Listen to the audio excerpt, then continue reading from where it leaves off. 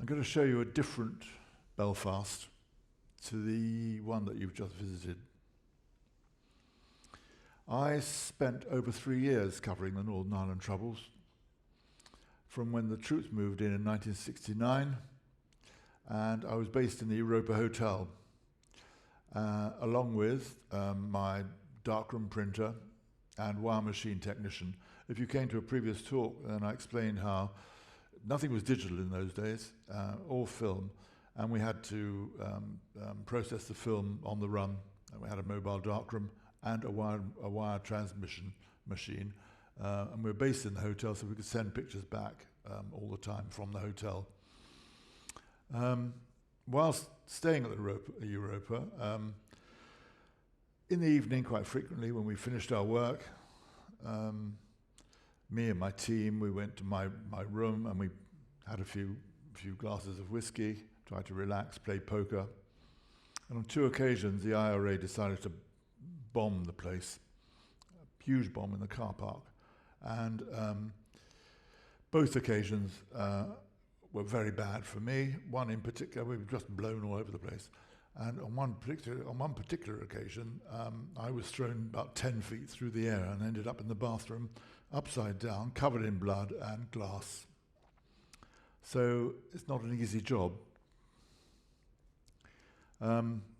This picture shows a Royal Ulster Constabulary officer in Belfast, leaning on his armoured car, or otherwise known as a pig. That's what they were called. This assignment certainly wasn't the easiest one. I was in constant danger. It was a time of high alert for everyone, and this soldier in Belfast Army Barracks was taking no chances, still carrying his rifle on the way to the washroom.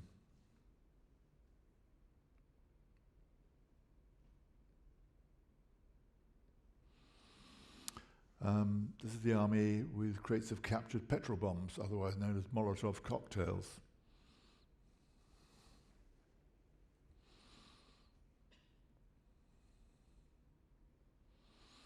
More tear gas firing. So now you see officer by his armoured car.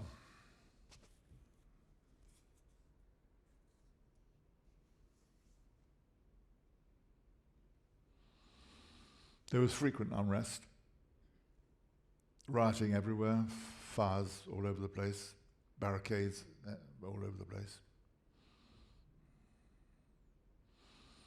Now this picture shows the excessive use of tear gas by the RUC, and it was being investigated by Lord Scarman. He set up a tribunal in London, and I was called to give evidence. And you can see all the spent tear gas shells on the floor there on the road. Well, I was asked to give evidence, not just because they wanted to see my photographs, because I was also a victim. I had tear gas poisoning, and in fact had a patch on my lungs for 2 years.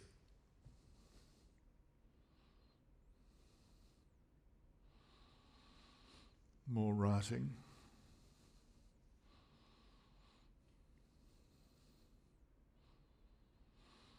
Now, I was hit by this bad boy. It's a rubber bullet, but don't think because it's rubber it doesn't hurt. It knocked me over, hit me in the back, and I broke 3 ribs, falling badly. So not only blown up in the hotel, but also pretty badly hurt in the streets.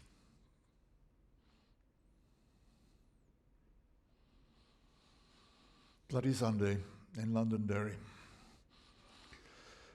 I was walking around looking for pictures, which we always did, and I could hear a demonstration going on, the barricades all over the place, and I saw this RUC officer walking gingerly down a side turning.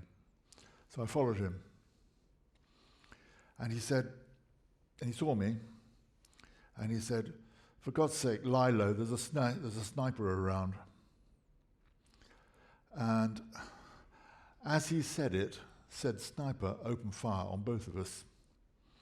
And I threw myself headlong into a chemist's doorway, smashing one camera to pieces. I had my Leica, a small 35mm film camera, down here, and instinctively shot from the hip as I was throwing myself through the air. Well, I landed in a heap, covered in blood. Unfortunately, this officer wasn't so lucky.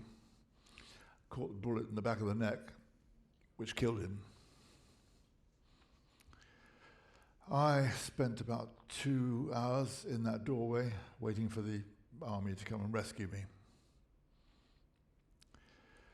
Well, if you think that's a dramatic story, wait for the next one. I had a lucky escape.